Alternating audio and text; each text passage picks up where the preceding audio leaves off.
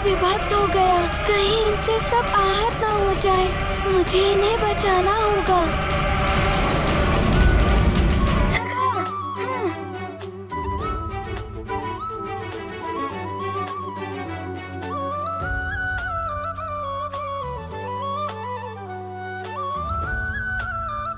प्रतीत होता है अब कुछ और ही युक्ति लगानी होगी।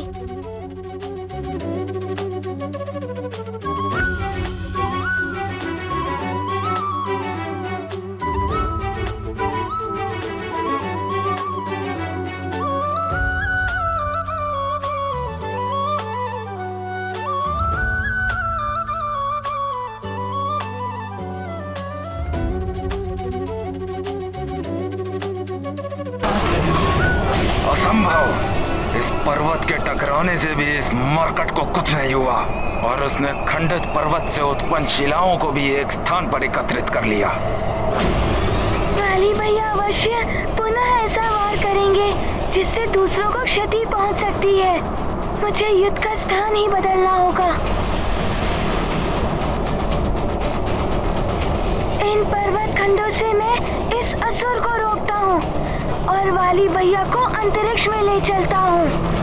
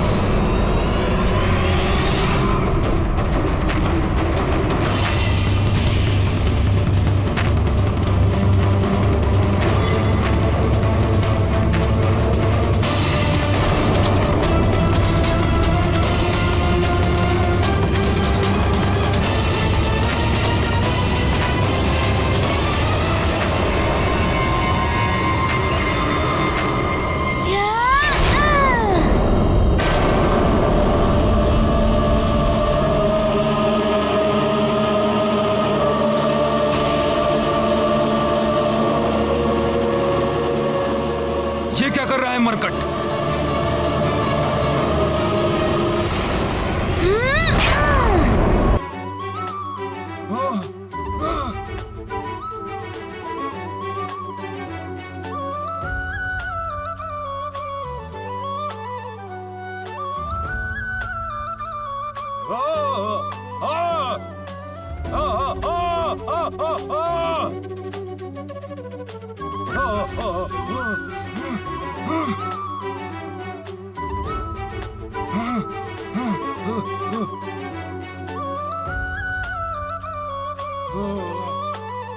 अरे ये क्या कर दिया इस मरकट ने?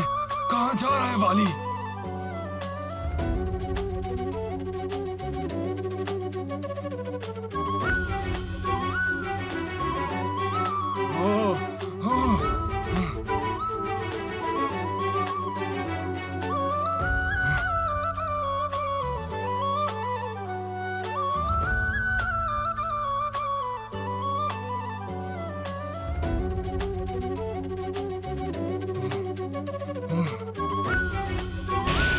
अत्यंत चतुर है ये वानर बालक। अवश्य ये उसकी एक नई चाल है। मुझे संदेह हो रहा है कि बाली संध्या तक उस वानर बालक के समक्ष टिक पाएगा अथवा नहीं। मारीच भी उसकी सहायता नहीं कर पाया। मायावी, जाओ और अपने माया का चक्र चलाकर उस वानर बालक को ऐसे फंसाओ कि वो सदा के लिए समाप्त हो जाए। जो आज्ञा लंकेश।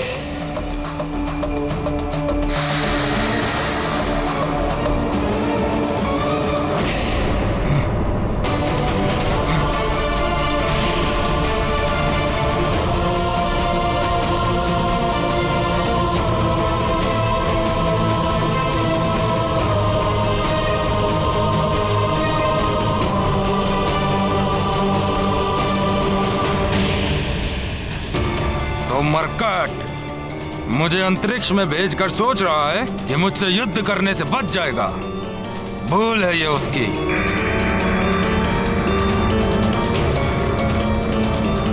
वाली भैया,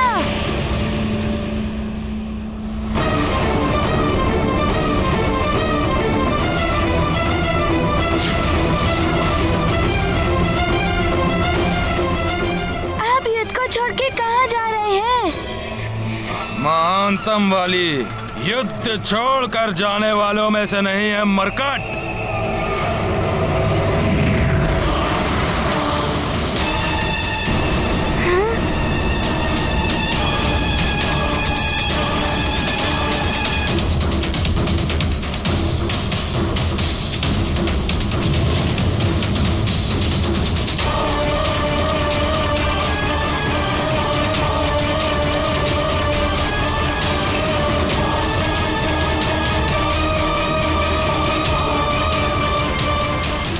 वाली भैया की संख्या ऐसे बढ़ कैसे गई? ऐसी शक्ति तो मेरे पास भी नहीं है जिससे एक व्यक्ति के इतने सारे स्वरूप हों। ये आसुरी मायावी शक्ति है। अब बाली को आसुरी मायावी शक्तियों से और बल प्राप्त होगा। वानर बालक की कठिनाइयां बढ़ जाएंगी और बाली को इंद्र द्वारा दिए गए शक्तिशाली आभूषण की शक्ति का प्रयोग कर वानर बालक पर विनाशकारी आघात करने का अवसर प्राप्त होगा।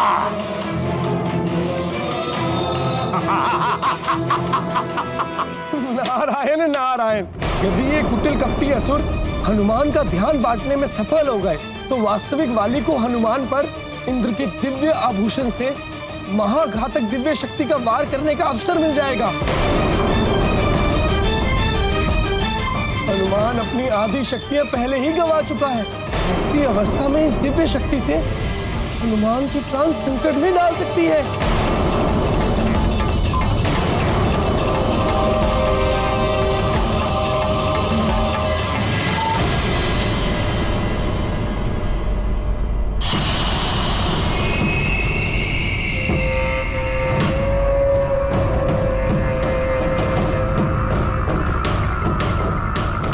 मरकट,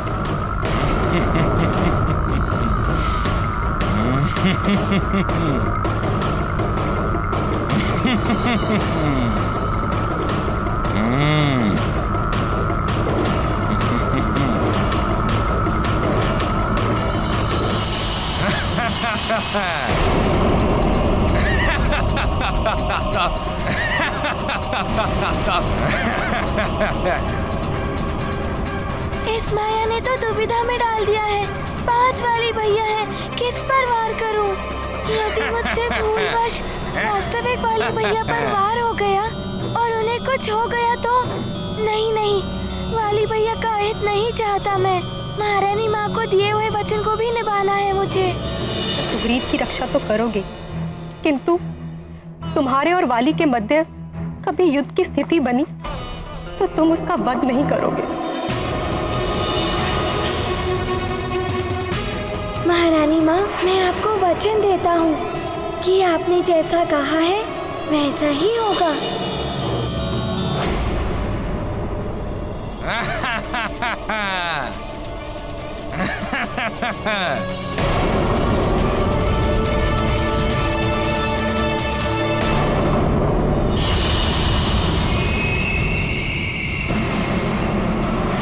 कैसे पहचानूं सत्य में कौन से है वाली भैया?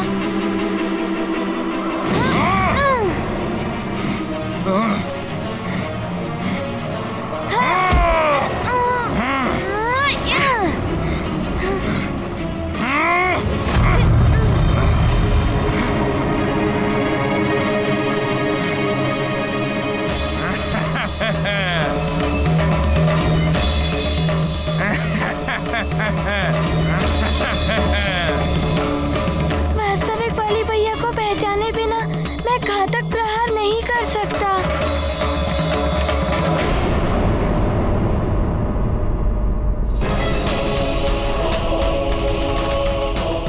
इतनी विकट परिस्थिति में भी किष्किंधा की महारानी जी इतनी शांत कैसे प्रतीत हो रही हैं? इन्हें अपने पुत्र की या युद्ध के परिणाम की कोई चिंता नहीं। हनुमान,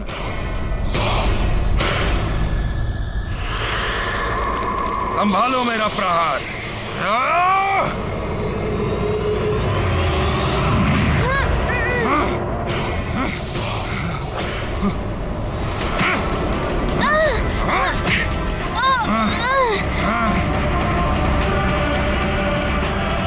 हनुमान, आज तुम्हारा अंत निश्चित है।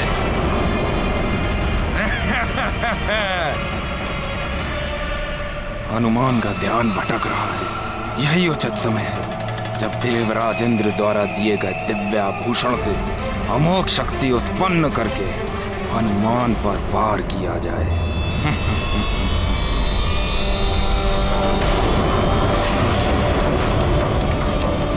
वाली भैया के गले में ये कंठार अन्य सबको भी देखता हूँ।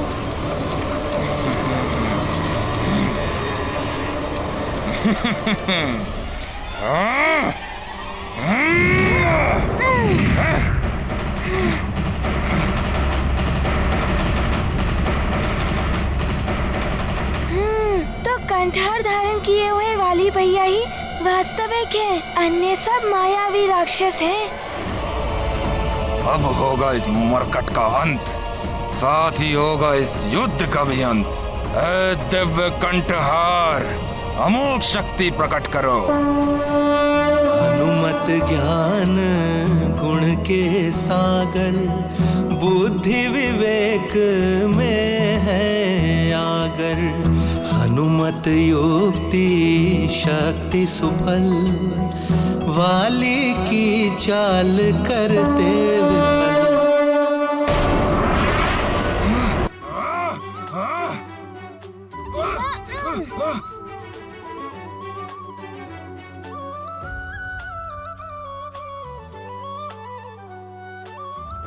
अमोघ शक्ति प्रकट हो।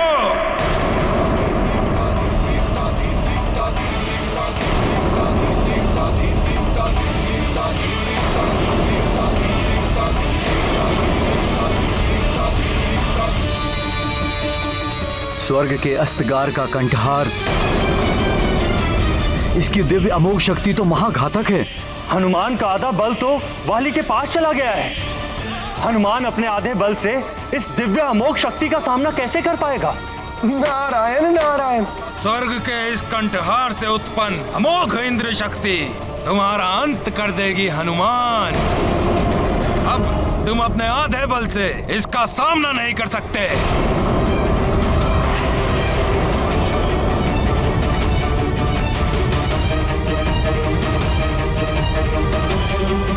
इंद्र शक्ति, यदि वाली भैया ने इसका प्रहार कर दिया तो इंद्रदेव के सम्मान के लिए मुझे इसका सामना करना ही होगा। उचित होगा मैं वाली भैया को प्रहार करने से पूर्व ही रोक दूं।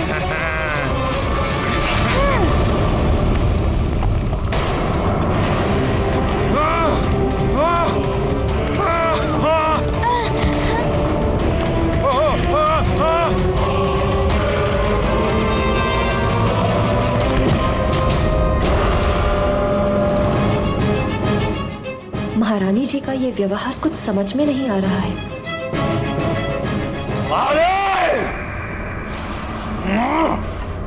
मूर्ख वानर वाले, तुम उस छोटे से वानर बालक के इस चतुराई के समक्ष कुछ नहीं कर पाओगे। दुष्टता और अत्याचार में आखंड डूबे हैं वाली भैया, और दूसरी ओर हम सबसे ही नहीं, वाली भैया से स्नेह रखने वाला निश्चल हनुमान, जिसकी आधी शक्ति भी वाली भैया के पास चली गई होगी। हे प्रभु, सत्य और न्याय पथ का अनुसरण करने वाले हनुमान की रक्षा करना।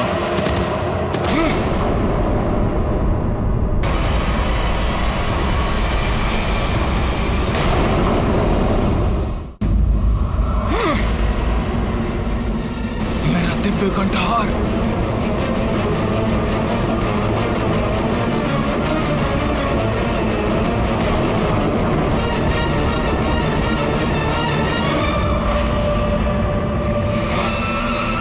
मरकट, तुम्हारे कारण मेरा दिव्य कंठहार ना जाने कहाँ गिर गया। मरकट, तुम्हें छोड़ूंगा नहीं मैं। तुमसे ही प्राप्त हुई आदि शक्ति से मैं तुम्हारा अंत करूंगा। मुझे सुग्रीव भैया की सुरक्षा के लिए विवश होकर ऐसा करना पड़ रहा है।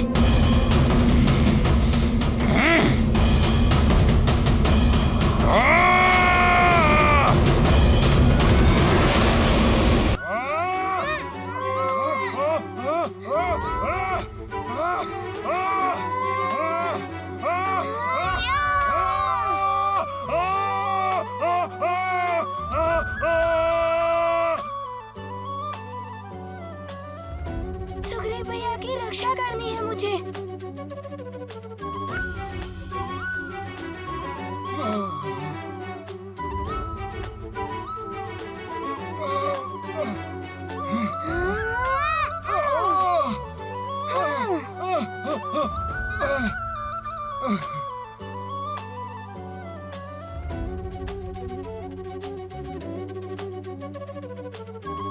ये हो क्या रहा है? कहाँ गया वो महानतम बाली जिसने मुझे लंकेश प्रशालन को परास्त किया था? कहाँ गया? मुक्त कर मुझे वानर बालक, मुक्त कर मुझे वानर। बाघ जैसे आखेट से पूर्व मृग से क्रीड़ा करता है, ऐसे क्रीड़ा कर रहा है ये वानर बालक बाली के साथ। ये दुर्भाग्य है मेरा जो मेरे नेत्र ये देखने को विवश है कि एक अनुज भ्राता अपने ज्येष्ठ भ्राता को मार रहा है।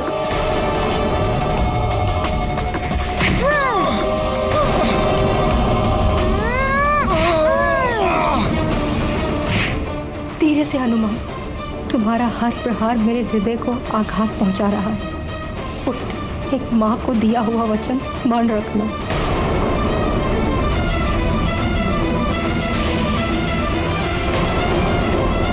महारानी जी का व्यवहार असमंजस उत्पन्न कर रहा है। समझ में ही नहीं आ रहा है कि महारानी जी न्याय और सत्य की पक्षधर है या अन्याय और अत्याचार की।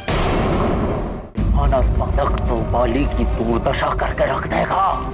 यदि प्रथम दिवस ही बाली परास्त हो गया तो मेरी योजना विफल हो जाएगी। नहीं, मैं ऐसा होने नहीं दूंगा। किंतु लंकेश, वानर के तीव्र वार के समक्ष बाली सूर्यास्त तक नहीं टिक पाएगा।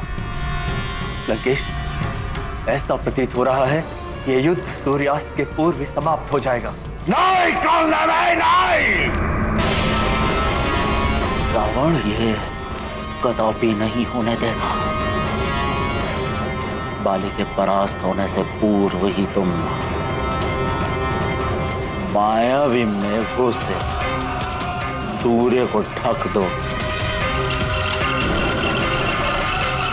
सभी का ध्यान युद्ध में लगा होगा और तुम सूर्यास्त कर दोगे। उन्हें लगेगा कि सूर्यास्त हो गया और वो युद्ध रोक देंगे। शीघ्र ही जाओ, कालने में जाओ। अवश्य लंकेश।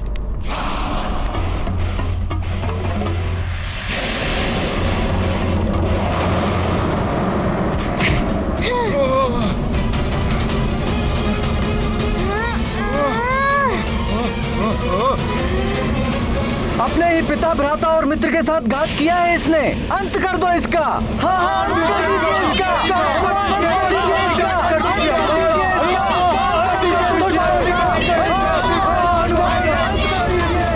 सारी प्रजा वाली का अंत चाहती है। कहीं उनकी बातों में आकर हनुमान सत्य में वाली का अंत न कर दे।